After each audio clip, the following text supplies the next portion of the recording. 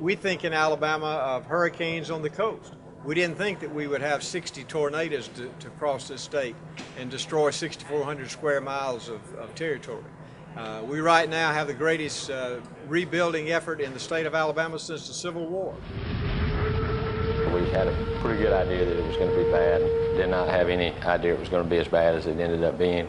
I certainly expected to see destruction, places in the state that look like a nuclear bomb went off. You know, we had people that lost their houses, you know, and they're calling in and they're saying, I walked out of the storm cell and I don't have a house anymore. What am I supposed to do?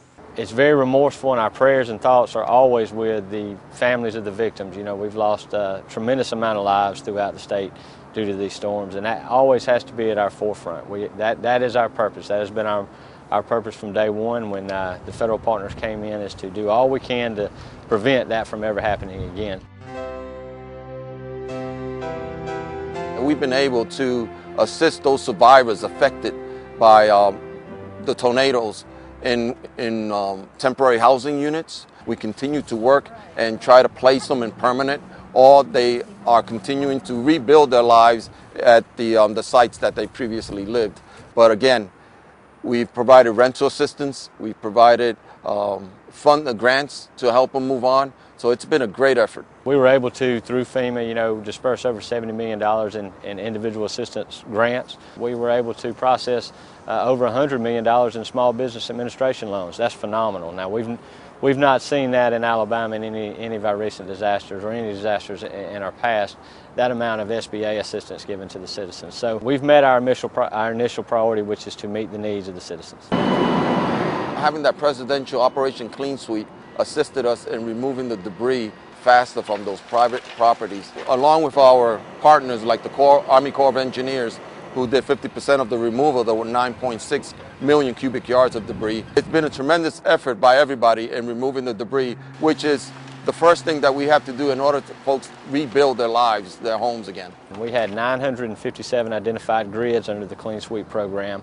and by facilitating a quick and expedited private property debris removal mission, it allowed us to attack housing. It allowed us to focus our efforts on the immediate needs of the citizens outside of the processes, if you will, that have to take place in order to get private property debris removal reimbursed.